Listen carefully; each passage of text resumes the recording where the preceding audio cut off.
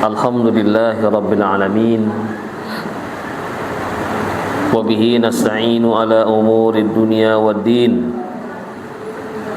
Ashhadu an la ilaha illallah wahdahu la syarika lah. Wa ashhadu anna Muhammadan abduhu wa rasuluh. Allahumma salli wa sallim wa barik ala abdika wa rasulika Muhammad wa ala alihi wa sahbihi ajma'in, amma ba'du. Bapak dan Ibu jamaah yang dirahmati Allah Subhanahu wa taala, pagi hari ini insyaallah kita akan melanjutkan kembali kajian pada As-Sirah An-Nabawiyah. Ada yang hadir pada saat kajian Sirah Nabawiyah sebulan yang lalu? Semuanya hadir ya. Pembahasan kita terakhir di sini yaitu perjalanan Nabi Muhammad SAW ke negeri Syam membawa barang dagangannya Khadijah.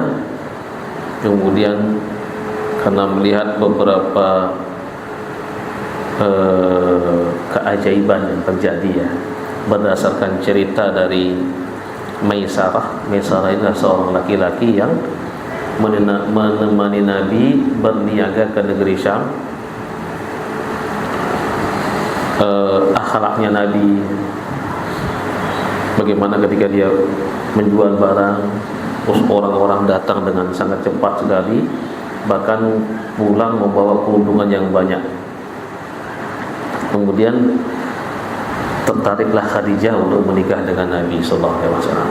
Nah, setelah menikah, seiring perjalanan waktu, beliau dikaruniai putra putri ya, yang putra meninggal. Siapa putri Nabi? Siapa nama putri Nabi? Halo.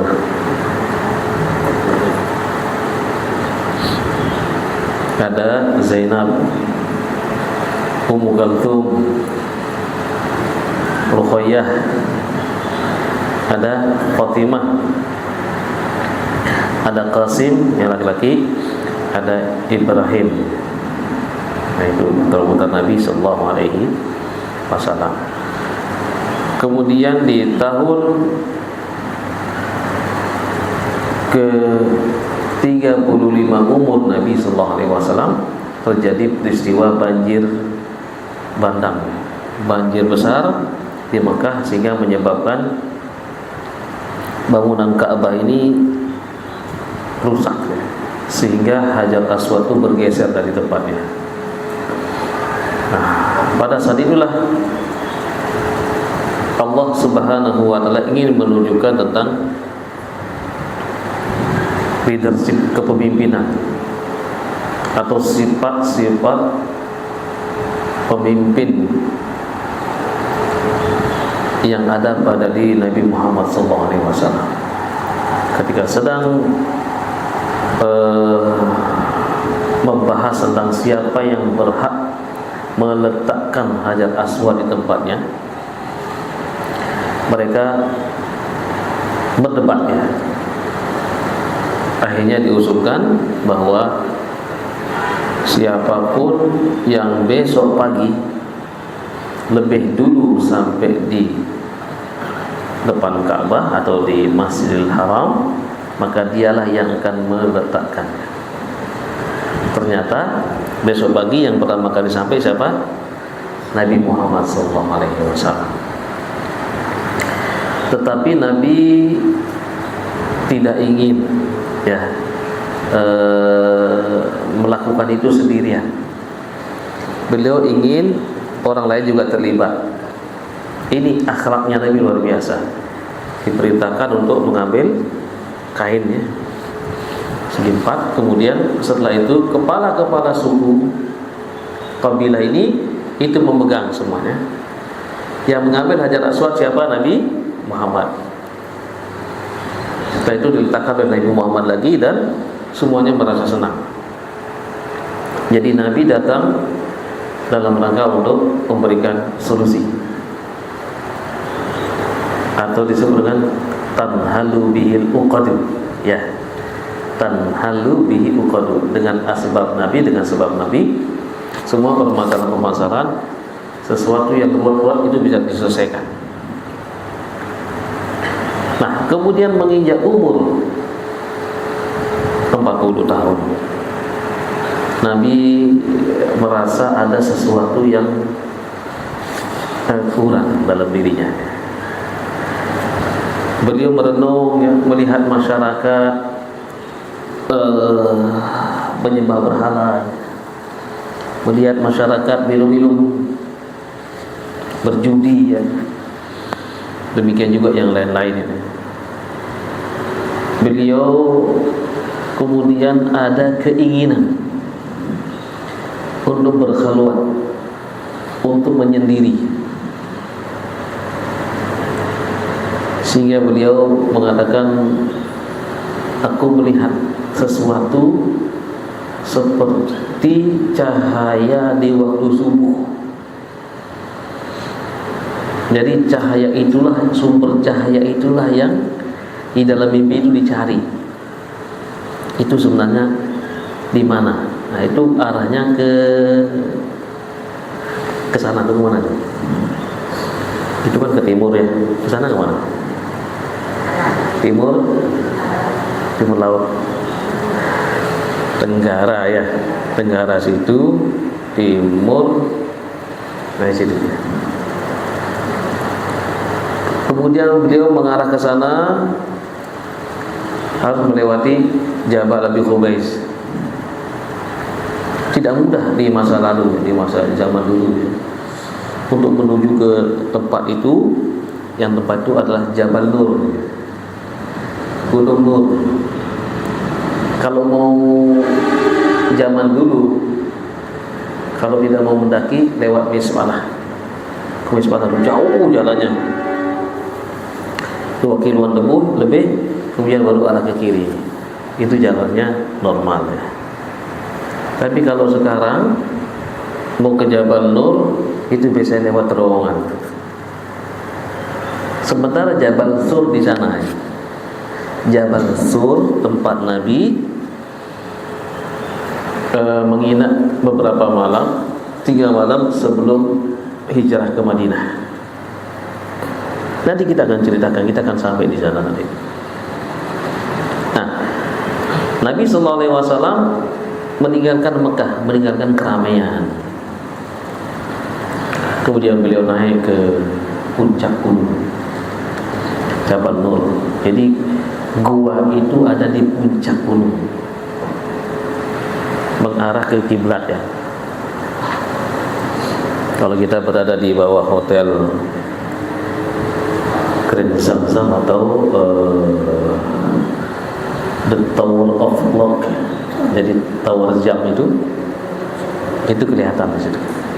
Kita view-nya yang kalau di Movenpick, kita di ruang makan, saya sering bilang lihat ke sana, itu Jabal Nur kelihatan, ya. Nah, Nabi SAW berada di sana, naik ke puncak gunung, kemudian masuk ke dalam sebuah gua.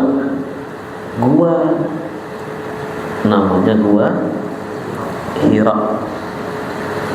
Jadi gua dalam bahasa Arab itu ada 2. Gorun, Gora Hira, atau Kahfun, Ashabul Kahfi, pemuda-pemuda yang berlindung ke dalam gua. Nah, disitulah Nabi SAW merenung, membawa bekal beliau. Dan ini dilakukan di akhir Ramadan, ya.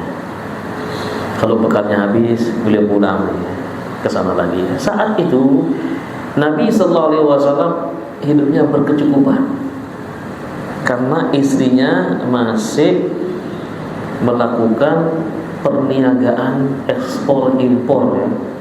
barang-barang ke Yaman, ke Basra, ke Syam, ya. Ini luar biasa.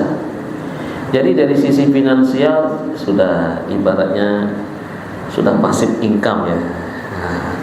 Ada active income, ada passive income.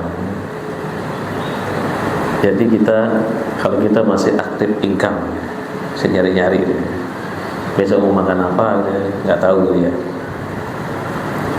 Jadi kalau Nabi ketika itu sudah passive income, udah nggak, urusan dunia sudah selesai. Maka dia merenung, kenapa kok seperti ini terus alam ini. Nabi ini cerdas ya. Jadi Allah Subhanahu wa taala mengurus para nabi itu memiliki sifat fatin, cerdas. Semua para nabi memiliki sifat itu, cerdas. Jadi merenung. Sampai ada sesuatu yang yang masih kurang. Mungkin jenengan pernah, ibu-ibu setelah selesai mengerjakan sesuatu itu merenung, baru teringat dulu, ya Masya Allah, dulu saya punya anak, pandemi meninggal misalnya. Dulu saya punya kakek, pandemi meninggal. Itu merenung. Dulu saya terkenal dengan ibu saya yang ngajak saya ke mana-mana. Itu muncul dalam benak kita ya. Demikian juga bapak-bapak ya. Ketika saat lengah ya, kemudian memikirkan sesuatu, oh ya Masya Allah, dulu ketika saya masih kerja saya begini, itu akan muncul terpetik. Nah, Nabi SAW yang muncul pada saat itu dalam benaknya adalah 5. Kenapa alam ini seperti ini? Orang ya seperti itu menyembah berhala, karena Nabi tidak pernah ikut menyembah berhala. Termasuk juga ayahnya Nabi ya. Pernah kita terangkan ayahnya Nabi di mana, di surga apa di neraka? Lalu bapak-bapak, ayahnya Nabi di surga apa di neraka? Bapak-bapak,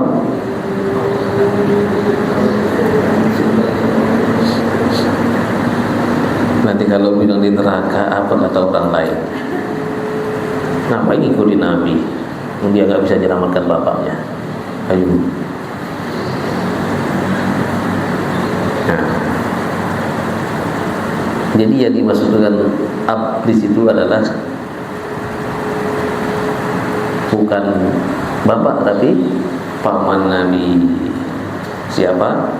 Tabbat yada Abi Lahabin wa tab, ma aghna anhu maluhu wa ma kasab, sayasla naran dzata lahab, wa imra'atuhu hammalatal hatab, fi jidha hablum min masad. Jelas ya, orang yang masih hidup sudah diponis masuk neraka karena dia hidup setelah Nabi diangkat menjadi Rasul, sudah diajak beriman tapi tidak mau. Ayahanda Nabi, anaknya lahir pun dia nggak tahu ya. Ibunya Nabi baru 2 tahun bersama beliau, karena selama kurang lebih 2 tahun menjadi kebalikan hampir 4 tahun berada di Bani Sa'diyah.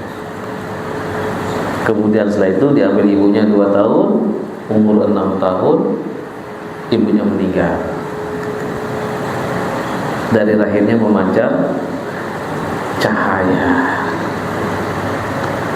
Berani mengatakan dia di neraka ibunya.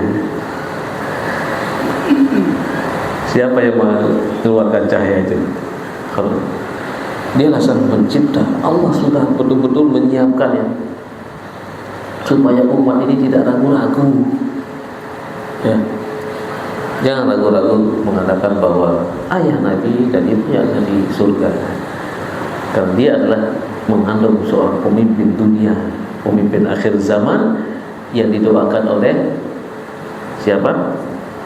Nabi Ibrahim. Perhatikan, ana dakwatu abi. Perhatikan, ana dakwatu abi Ibrahim.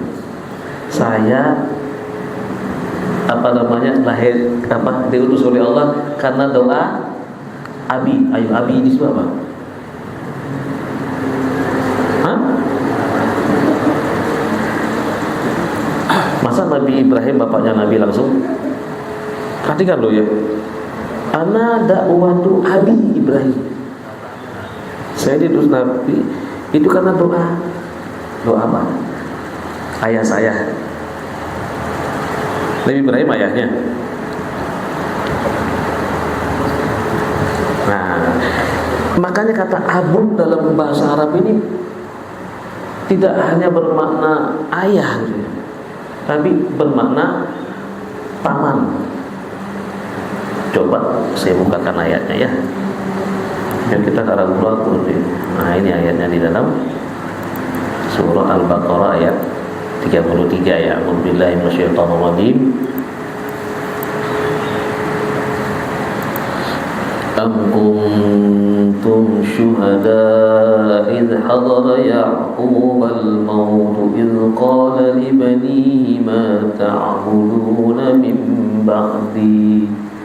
Ya. Dan ingatlah ketika Nabi Yakub mau meninggal, dia bilang sama anak-anaknya, "Il qala li bani ma ta'buduna min ba'di." Ketika dia berkata kepada anak-anaknya, apa yang kamu sembah kalau aku sudah mati nanti?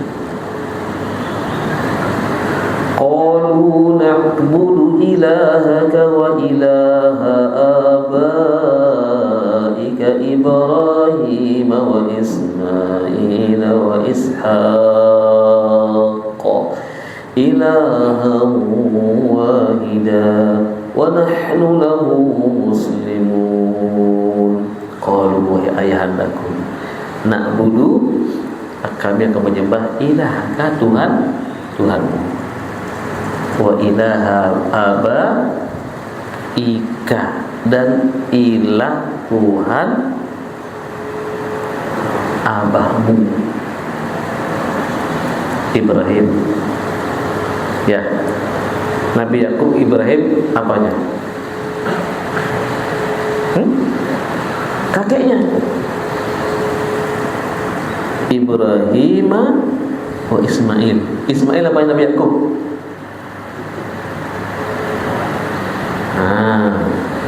Ismail apanya Nabi Yakub?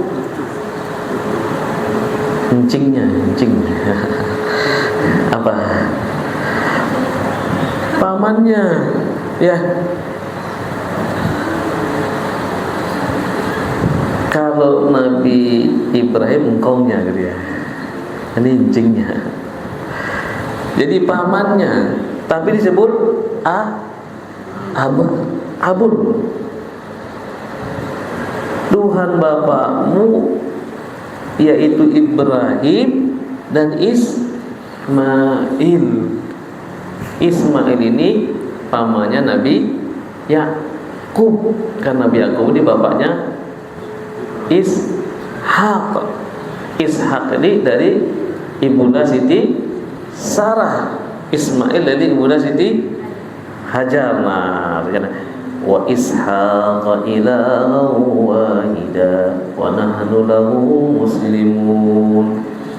Nah, ketika membaca redaksi bahasa Arab, kalau kita terjemahkan, ya pasti akan terjemahkan ayah gitu.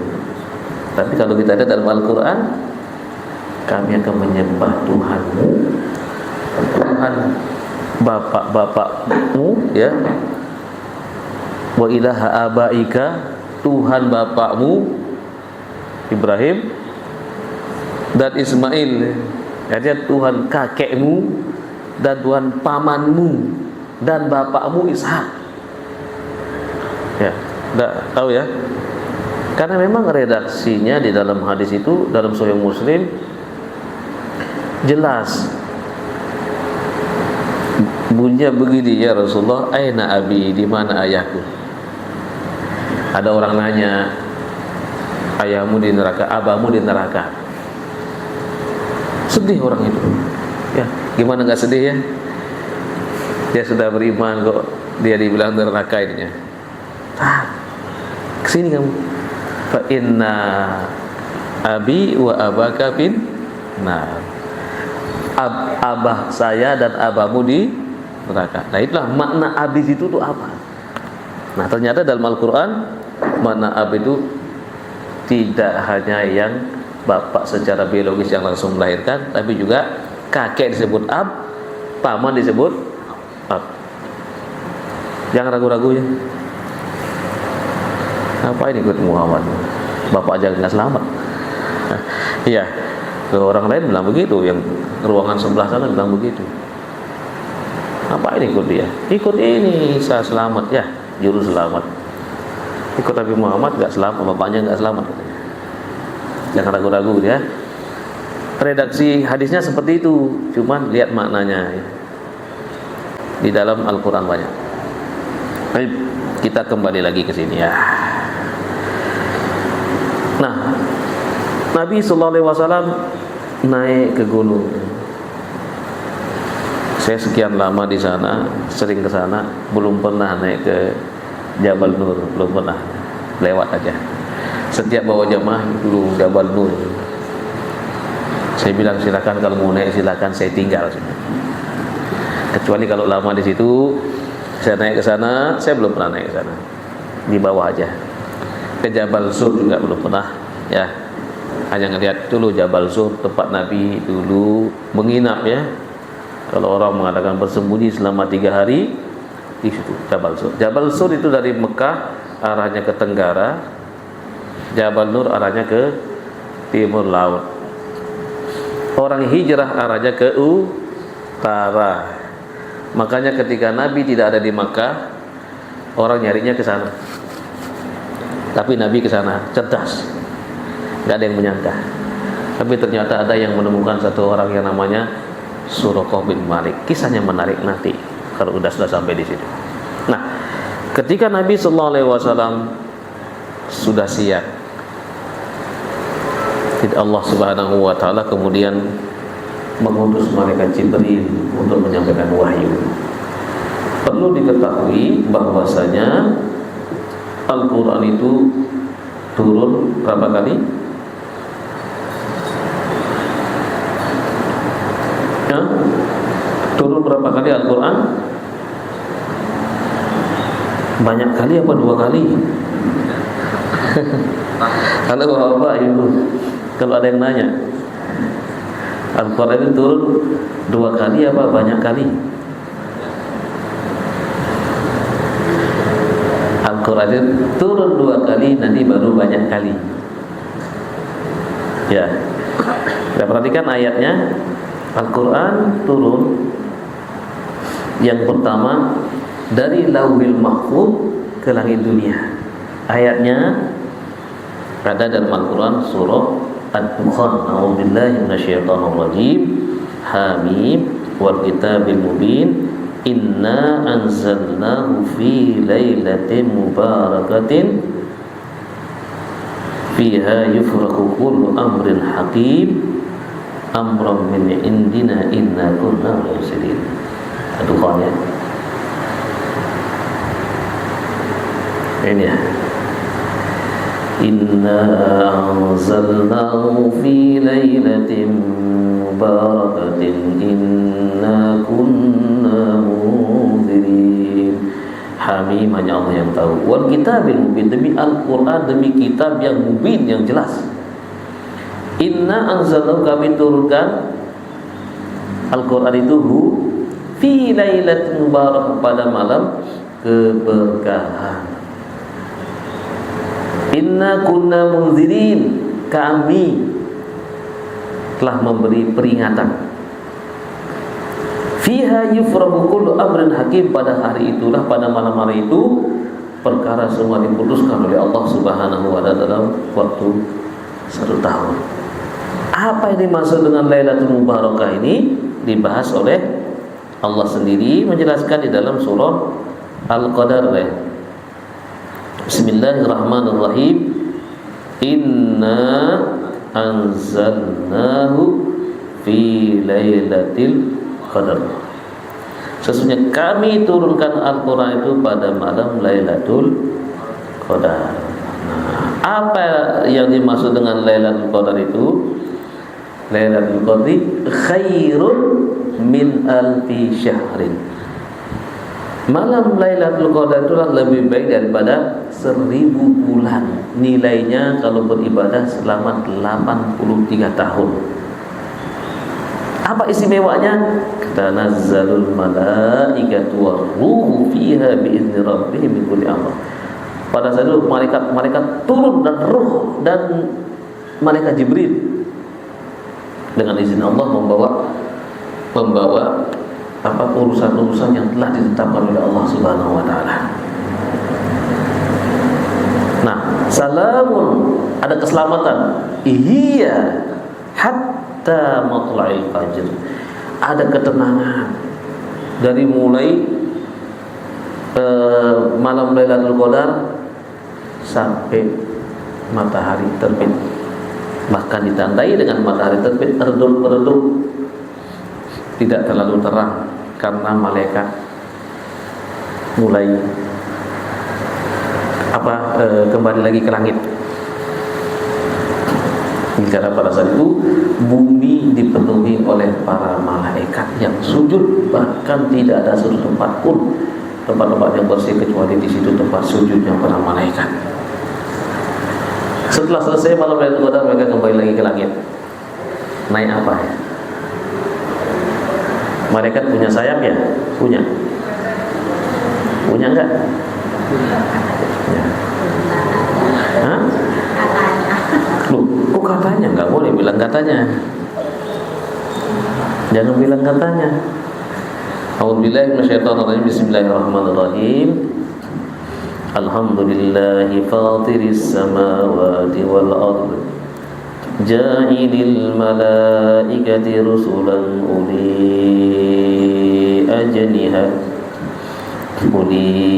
ajnihatin mathna wa thulatha wa ruba' yazidu fil khalqi ma yasha' innallaha ala kulli syai'in qadir.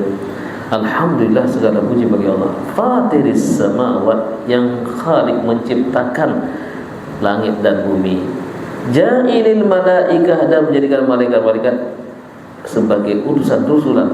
Uli ajnihatin, punya sayap. Masna, ada yang punya 2. Wasulasa, dan 3. Waruba' dan 4. Yazidu bil khalqi ma yasha, dan Allah menambahkan kelebihan pada mereka itu, baik dari sisi fisik maupun dari sisi kekuatannya. Nah, innallaha, sesungguhnya Allah ala kulli syai'in qadir, berkuasa atas segala sesuatu. Malaikat yang paling besar, malaikat Jibril, dia punya sayap berapa? 600 sayap. Satu sayapnya itu bisa menutupi barat dan timur.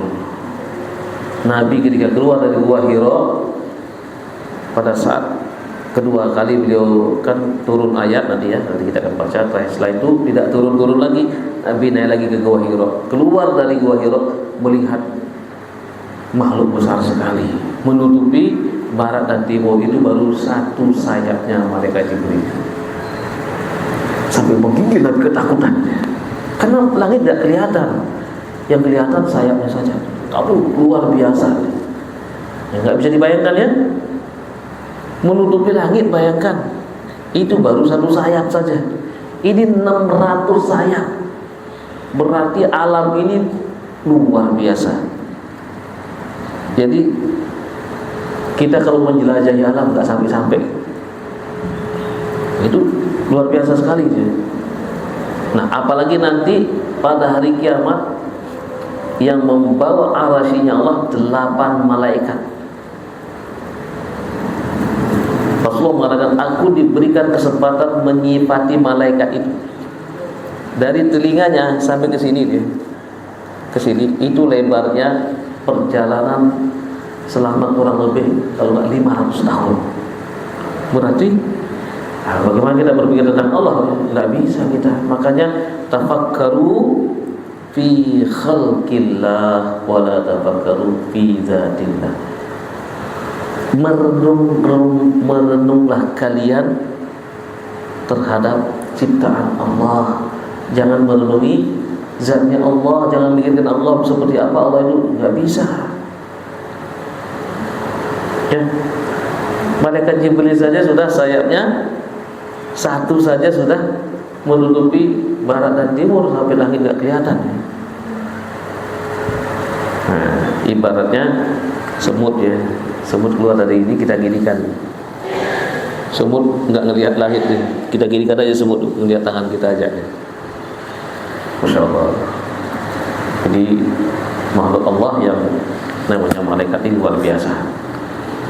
Tapi sudah tahu sekarang ya, malaikat punya sayap. Nah, Al-Quran turun dari langit dunia, dari Lauhul Mahfuz maksudnya, ke Baitul Izzah yang ada di langit dunia. Di mana langit dunia? Langit dalam bahasa Arab samaun, samanya itu tinggi, sesuatu yang tinggi. Nggak ada yang tahu, itu rahasia Allah.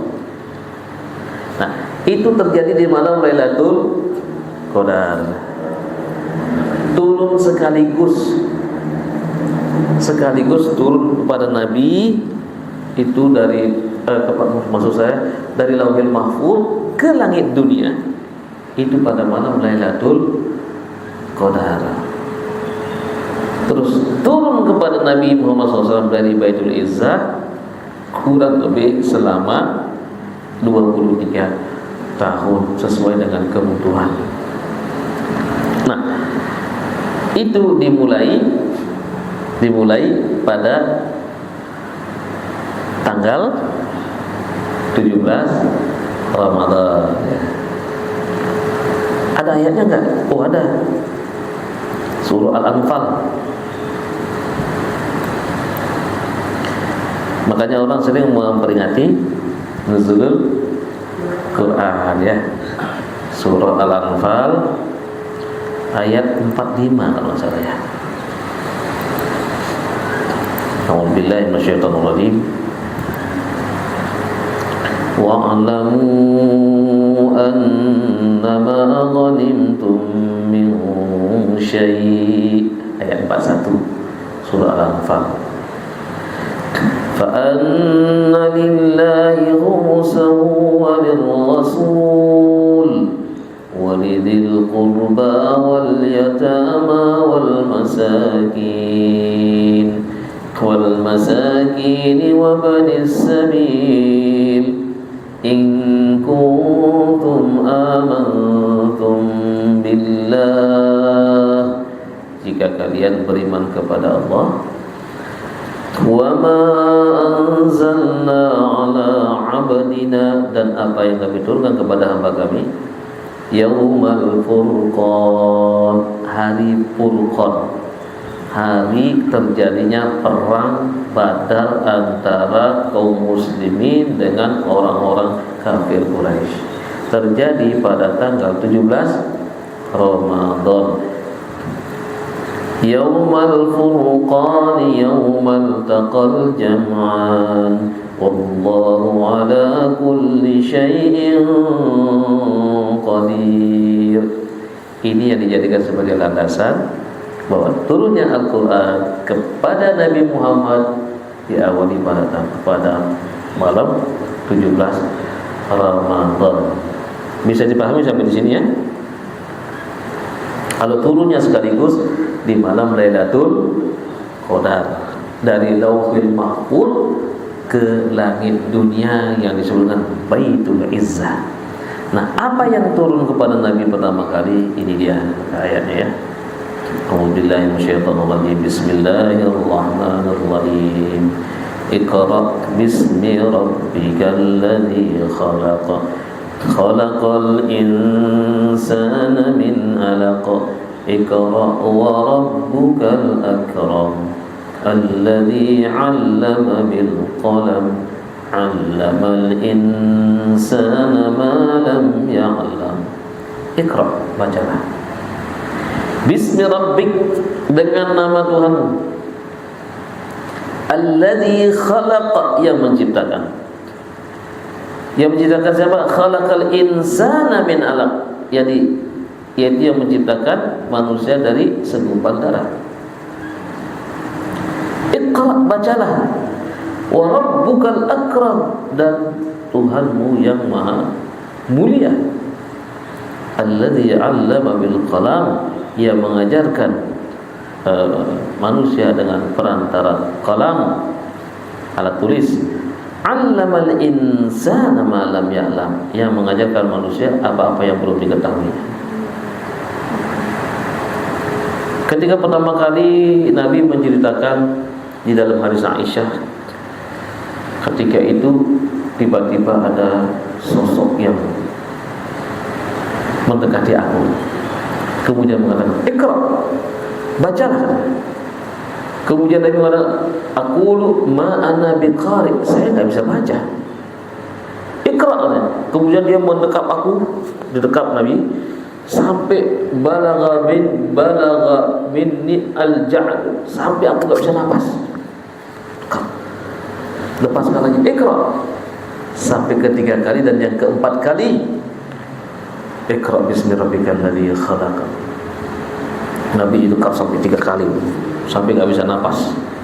Bayangkan berada di gua Hira, gelap gulita ya, datang makhluk yang tidak dikenal, kemudian mendekat. Jangankan di gua Hira ya, ibu-ibu tiba-tiba malam-malam mati lampu, tiba-tiba ada loncat-loncat putih gitu. Apa yang terjadi kira-kira?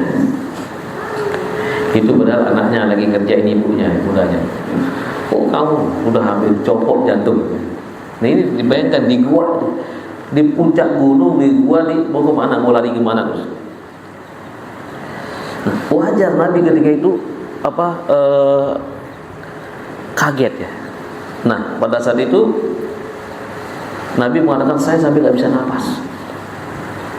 Nah kemudian barulah malaikat Jibril membaca, dan Nabi kemudian mengikuti apa yang dibaca oleh malaikat Jibril. Kemudian setelah itu beliau pulang dan cerita kepada Khadijah,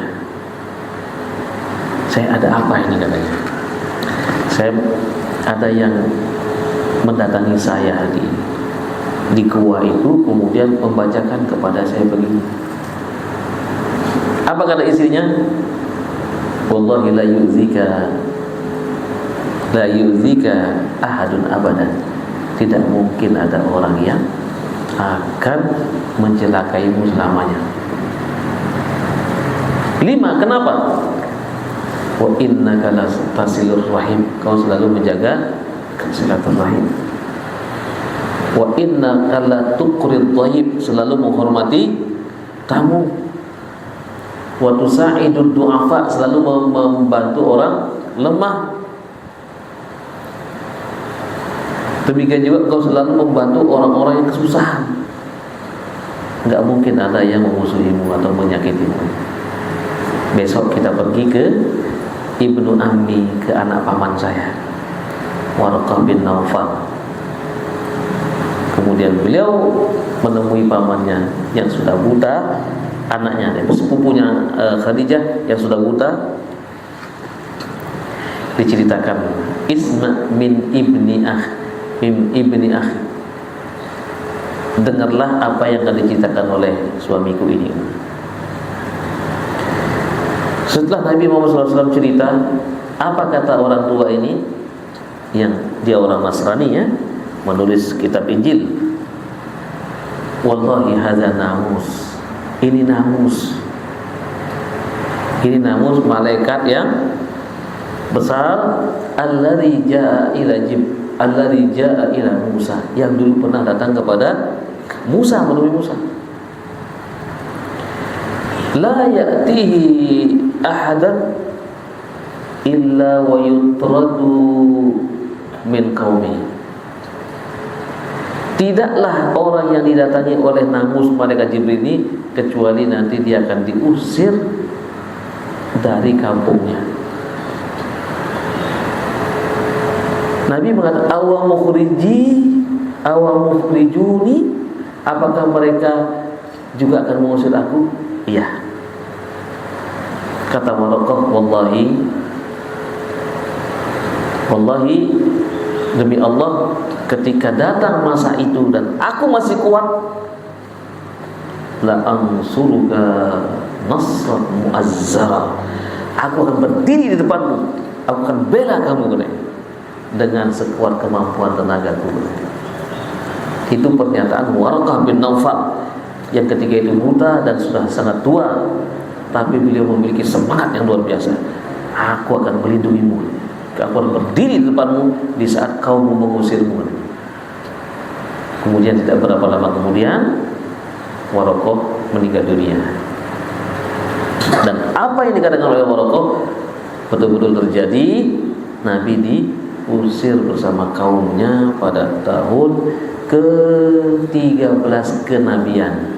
13 tahun Nabi menjadi Nabi, kemudian beliau diusir. Bahkan mulai tahun ke-10 sebelum terjadi Isra dan Mi'raj, Nabi diusir ketika meninggal paman beliau dan istri beliau, yaitu Khadijah dan Abu Thalib, diusir Nabi. Nah, jadi apa yang dikatakan oleh Waraqah bin Naufal itu benar. Siapapun yang membawa kebenaran akan mengalami nasib seperti Nabi Muhammad SAW, diusir. Baik, apa pelajaran yang dapat diambil dari sini? Nah, ini saya tulis, saya nggak bisa dipindahkan ke sini tadi, saya tulis akhirnya durusun wa ibarun min suratil Alaq. Ini pelajaran yang berharga dari surah Al-Alaq. Yang pertama, firman Allah, Iqra. Di sini mengandung makna al-ilmu qabla al-qawli wal amal. Pentingnya berilmu, memiliki pengetahuan sebelum beramal. Sebelum melakukan amal apapun harus punya ilmunya dulu. Kenapa kau jangan datang ke sini? Karena saya tahu bahwa kajiannya adalah akan menambah keimanan, akan menambah keilmuan. Saya harus datang karena pelajaran sirah nabawiyah ini penting. Nah, harus punya ilmu. Jadi sebelum berbicara dan sebelum beramal. Ketika kita ditanya sesuatu, kalau kita tidak mengetahui, katakan wallahu ta'ala a'lam. Hanya Allah yang Maha tahu. Supaya kita nanti tidak mengarang-arang. Apalagi kalau kita ditanya tentang sejarah nggak bisa dikarang. Jadi sejarah tidak bisa dikarang-karang. Demikian juga tokoh. Ketika ditanya satu tokoh, ketika kita tidak mengetahui, wallahu ta'ala a'lam. Saya mau nanya sekarang, Imam Syafi'i lahirnya di mana? Imam Syafi'i lahir di mana? Sana di negaranya sana. Lahirnya di mana? Di rumahnya aja. Di mana lahirnya? Lahirnya di Gaza. Lahirnya di Gaza. Tahun berapa? Tahun 150 Hijriah. Di saat itu meninggalnya Imam Abu Hanifah. Imam Abu Hanifah, imam besar, imam mazhab Hanafi di Kufah di Irak. Beliau meninggal dunia. Di saat itu juga lahir Imam Syafi'i. Jadi Imam Syafi'i tidak ketemu dengan Imam Abu Hanifah. Meninggalnya di mana Imam Syafi'i?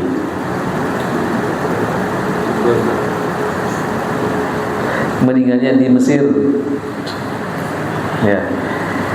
Beliau besarnya di Mekah, lahirnya di Gaza, besarnya di Mekah, nuntut ilmu di Mekah, kemudian ke Madinah, menjadi muridnya Imam Malik, ya, mazhab Maliki. Kemudian beliau ke Irak, berjumpa dengan anak muda Imam Ahmad bin Hanbal, itu jadi muridnya, ya, karena dia lebih muda. Kemudian beliau pergi ke Yaman, pergi ke mana-mana, dia Jadi keliling mencari ilmu, mencari hadis. Sampailah beliau ke Mesir dan beliau menetap di sana. Beliau meninggal dalam usia berapa tahun?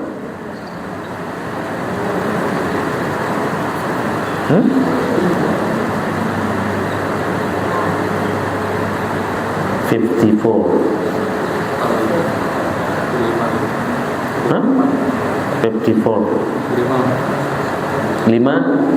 54.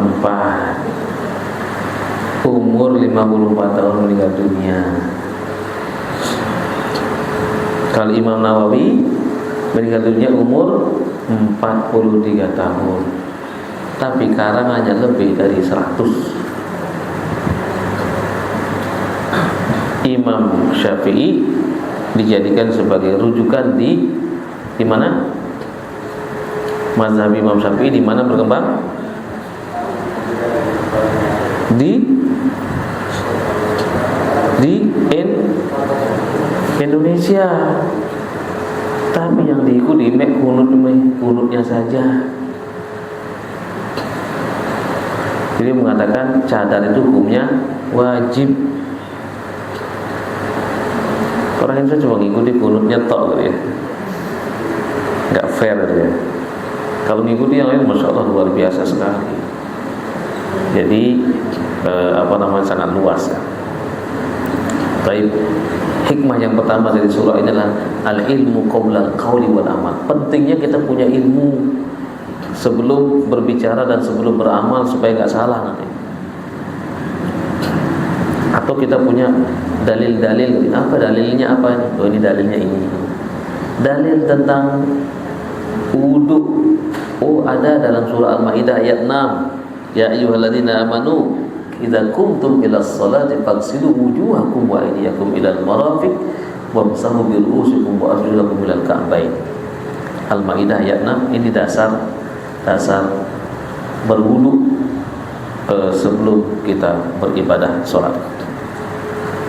Yang kedua, bad'u al-amali bil basmalah. Jadi iqra di situ adalah tidak hanya membaca, di seluruh amal yang kita lakukan aktivitas maka diawali dengan iqra bismi rabbikal. Bacalah, bekerjalah dengan nama Rabbu. Bismillah. Apapun bismillah. Supaya ada nilainya insyaallah subhanahu wa taala ya. Kemudian yang ketiga adalah ma'rifatullah amrun jiddu muhim. Jadi mengenal Allah adalah perkara yang sangat urgent, sangat penting. Karena pertanyaan pertama di alam kubur adalah man rabbuka? Siapa nama Tuhanmu? Kalau orang Islam mengatakan Rabbi Allah, Rabbu Allah. Maka ta'rifu an hadzal rajul, apa yang kamu ketahui tentang orang ini? Datanglah sosok Nabi Muhammad, huwa abduhu wa rasuluh. Dia adalah hambamu, abduka wa rasuluh, hambamu dan juga nabimu. Man imamuka, siapa imammu? Apa? Kalau ditanya oleh malaikat, siapa imammu? Man imamuka? Siapa imammu? Siapa? Pak Said begitu, atau Pak Ahmad? Bukan. Imam kita adalah imami wal Quran. Imam saya adalah Al-Quran. Man ikhwanuka? Siapa saudara-saudara? Ikhwani al-muslimun, saudara saya orang-orang Islam. Ma kiblatuka? Apa kiblatmu? Kiblati wal Ka'bah. Wa ma dinuka? Apa agamamu? Dini wal Islam. Sudah saya bocorkan ya. Ini ujian nanti ya di kubur ya. Nabi Muhammad sudah mengajarkan. Dan kalau orang Islam, insya Allah bisa dia jawab. Tapi orang yang nggak bisa, nggak bisa nih bang. Tapi orang Islam, janjinya Allah, yusabbitullahu bil qawli tsabiti fil hayati dunya bil akhirah. Allah mentasbit, mengukuhkan, menguatkan perkataannya di dunia dan akhirat. Apa yang dikukuhkan? Kalimat la ilaha illallah. Nah, oleh karena itu penting kita mengaji itu seperti ini. Jadi kita dapat soal-soal apa jawabannya ya. Nah, jangan dilupakan soal heptanas. Itu menentukan tempat kita nanti. Bisa jawab, selesai sudah. Nanti mudah, surga sudah jelas. Bahkan ketika orang meninggal itu diperlihatkan tempatnya, maka orang-orang itu tersenyum. Ketika sekali dia ucapkan la ilaha illallah sudah selesai. Jangan diulang-ulang itu nanti malah bingung ya, apa ini la ilaha illallah. Tinggal doakan aja, tinggal doakan ya. Mudah-mudahan Allah memberikan yang terbaik. Semoga husnul khotimah ya. Ya kalau itu keluarga kita ya, kita sudah tahu mudah-mudahan dia husnul khotimah. Tapi jangan bapak ibu-ibu nanti jenguk orang sakit, suaminya lagi sakit, saya doakan bu ya bapak supaya husnul khotimah. Kira-kira gimana ya? Atau ibu-ibu datang, ya saya doakan ya pak ya, mudah-mudahan ibu husnul khotimah. Kira-kira tambah gelo apa tambah gimana? Bagaimanapun kita jenguk orang sakit, ucapkan la ba'sa tahurun insyaallah. Semoga Allah memberi dosa-dosanya dan Allah memberikan semoga Allah memberikan ganjaran dan membersihkan dosa-dosanya. Atau doakan as'alullahal azim rabbal arsyil azim an yashfi'u. Semoga Allah yang Maha Agung memberikan kesembuhan kepadanya. Jadi jangan sampai ucapan yang tadi dia jujurin ucapan. Ya kita enak-enak aja, tapi yang nungguin keluarganya itu ya mau tidak mau pasti akan sedih dia. Baik, ini mengenal Allah ini penting. Mengenal Allah ada lewat media ya, Allah sediakan media semuanya. Sama dengan kita merasakan angin. Merasakan ada angin kan ya? Tapi bagaimana bentuk angin itu? Tahu? Merah. Kalau orang masuk angin dikerok merah dia. Listrik ada aja. Tapi gimana bentuknya? Tak tahu. Ini loh yang konkret, yang kelihatan ini nyata gitu ya. Nah, Allah menciptakan alam ini begitu sangat luar biasa indah. Jadi kita disuruh untuk melihat alam. Inna fi khalqis samawati wal ardi wa ikhtilafil laili wan nahari laayatin liulil albab alladzina yadhkuruna Allaha qiyaman wa qu'udan wa 'ala junubihim wa yatafakkaruna fi khalqis samawati wal ard rabbana ma khalaqta hadza batila subhanaka faqina adzabannar, di akhir surah Al-Imran. Yang berikutnya sudah waktunya sudah habis ini. Bayanu khalqil insan zikru sifatillah ala wa huwal khaliq wal karim. Pada ayat ini Allah menyebut dua sifatnya. Yang pertama sifat khaliq, alladzi khalaqa. Yang kedua adalah akram. Jadi Allah Maha Pencipta dan Maha Mulia. Jadi ikra orang bukan akram. Bacalah dan dengan nama Rabbmu yang akram, yang mulia. Jadi yang mulia itu bukan sayyid, artinya tuan-tuan, karena ketika ada perbudakan ya. Jadi mereka menganggap orang lain rendah. Jadi ayat ini ingin meruntuhkan itu mereka semua. Yang akram Allah, bukan kalian. Kalian sama semuanya. Kalau mau akram, jadilah orang yang atqakum, paling bertakwa. Surah Al-Hujurat ayat 13. Inna akramakum indallahi atqakum. Di sini Allah yang mengatakan yang akram Allah, bukan kalian. Sehingga kalian tidak boleh memperbudak orang lain, kan diperbudak ya. Nah ini sifat Allah itu Al-Khaliq dan Al-Karam. Yang kelima, bayanu khalqil insan bi annahu khuliqa min alaq. Jadi Allah pada ayat ini menjelaskan tentang penciptaan manusia. Manusia pertama diciptakan dari apa? Dari tanah ya. Nah, kenapa di sini kok tidak dikatakan khalaqal insana min turab ya? Belum saatnya ya di sini. Kalau di sini dikatakan yang menciptakan manusia dari tanah, langsung akan ditentang oleh orang-orang kafir. Mana buktinya? Macam-macam aja. Ini kan tidak pernah mereka melihat bahwa manusia tercipta dari tanah. Nanti kalau sudah imannya sudah kuat baru dikatakan khalaqal insana min salsalin min hama'in masnun. Di ayat yang lain walaqad khalaqnal insana min sulalatin min tin. Baru nanti sudah kuat keimanannya, baru percaya. Kalau awal-awal manusia diciptakan dari tanah, apa mana buktinya? Enggak ada. Kalau diciptakan dari tanah, ambil tanah, kepal-kepal jadi manusia ya. Ini pendekatan apa ya? Untuk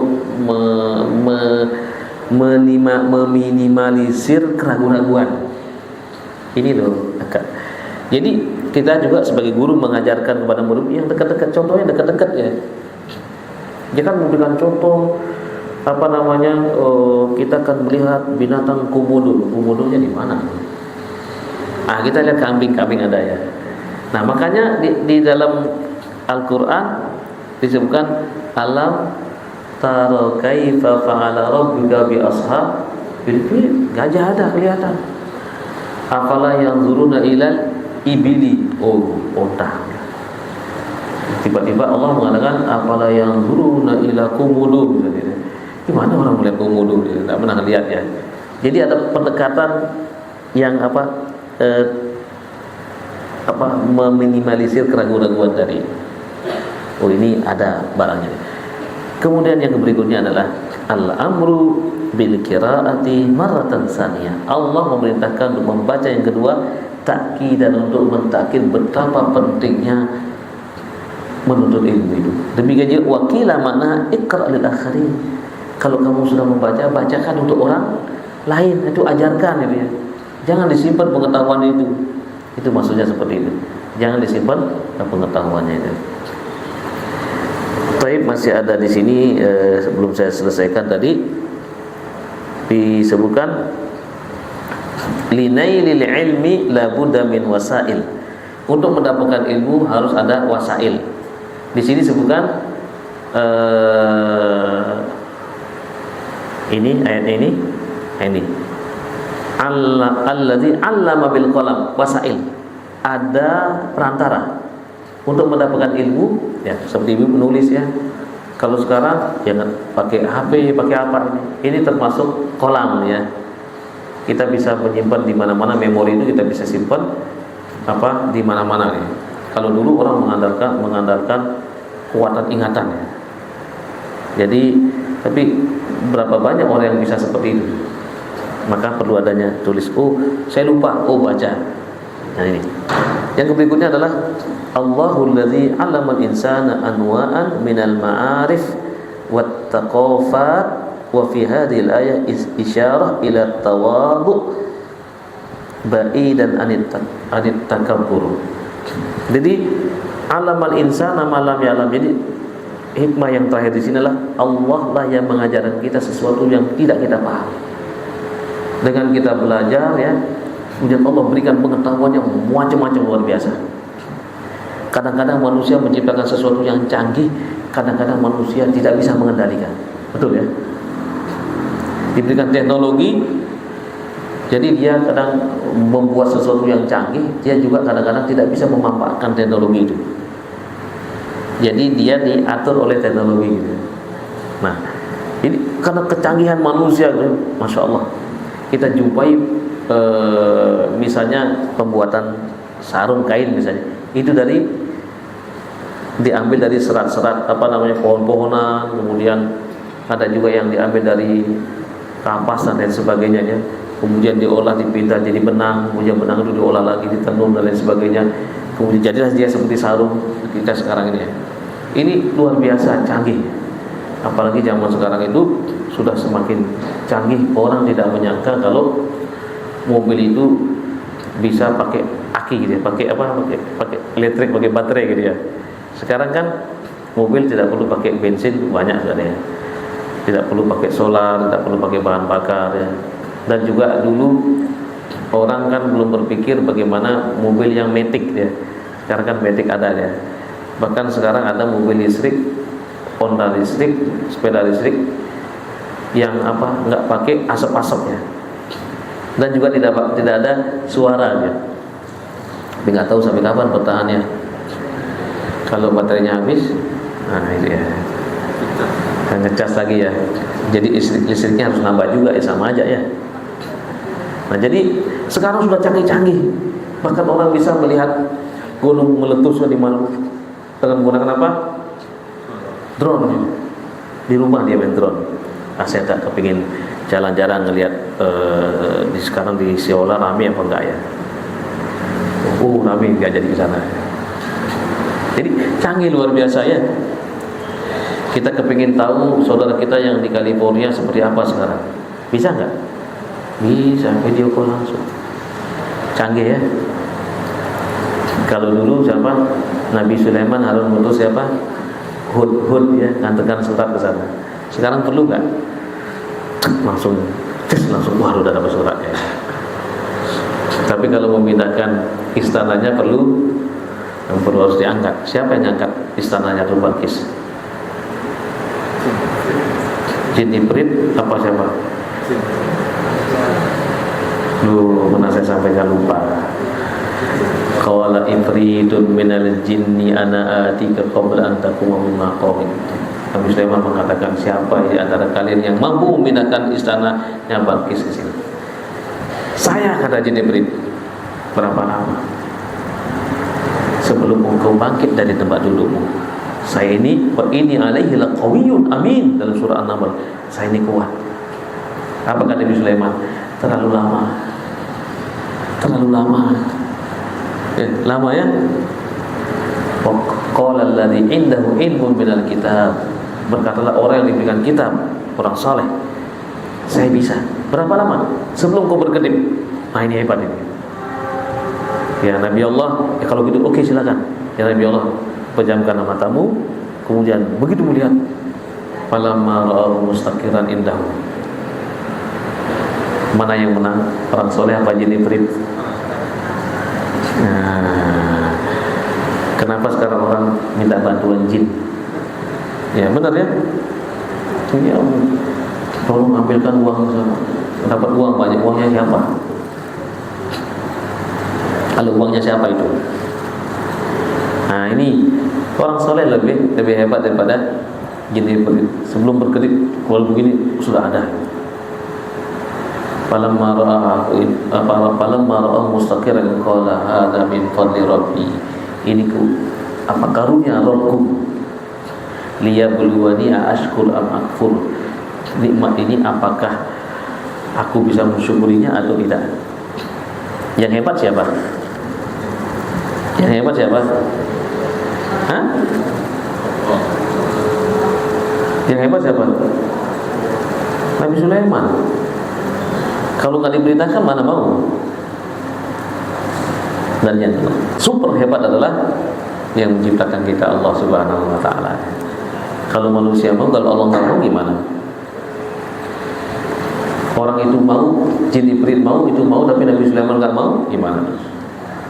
Ana urid, anta turid ya. Saya ingin, engkau juga ingin. Wallahu fa'alul lima yurid. Allah juga ingin yang lain. Semua punya keinginan. Saya punya keinginan, Anda punya keinginan, tapi Allah punya keinginan yang lain. Wallahu ta'ala alam. Cukup soalnya. Nah, waktunya sudah lewat sekian banyak. Karena jenengan terlambat tadi gitu. Saya udah nunggu di mana, nggak ada yang datang. Ada pertanyaan? Cukup ya.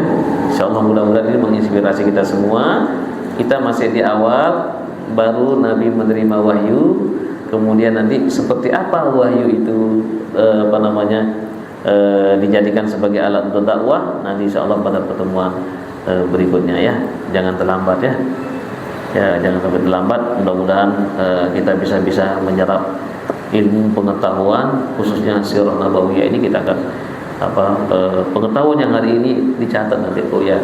Sambil catat di rumah tadi yang sampaikan ini A, B, C, D. Jadi sehingga tidak hilang ya.